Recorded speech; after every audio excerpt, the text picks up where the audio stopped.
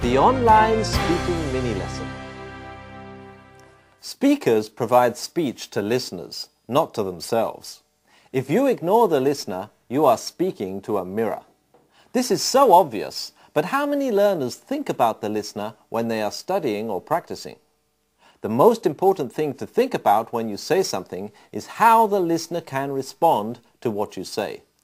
Even with a limited vocabulary, you can speak a lot by thinking of what you are providing. But what exactly is being provided to the listener? What is being provided is a set of words that provide information to the listener. The first step, of course, is to arrange the words in an order that the listener can follow. If the listener cannot understand your sentence, they cannot respond. So grammar is important. The shorter the sentence, the better the grammar should be. So from this point of view, it's useful to keep sentences short. The first component of a successful conversation is always, can the listener follow you? However, the second component is, can the listener respond? The listener needs to be able to say something that will enable a conversation to develop. If a speaker suddenly said to me, I eat fish, I would really only be able to reply, that's nice, or ask him a short question. There will be no real conversation. And this is why it is very important to speak at length, even if there is more chance of making grammatical errors.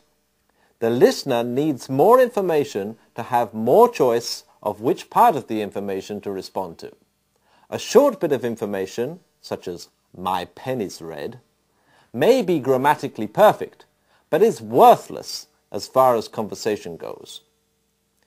It is easy to provide more by imagining the type of questions the listener is likely to ask and answering them before they are asked.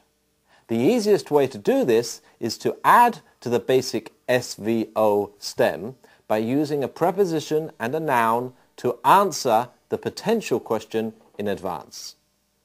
Have a look at the example.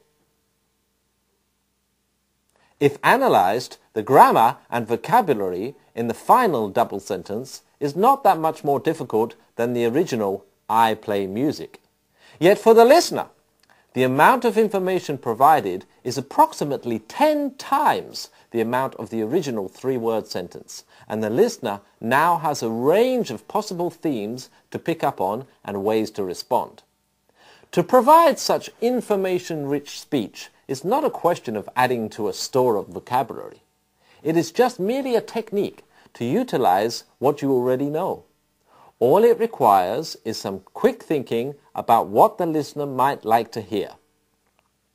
The role of the provider is to give information to the listener.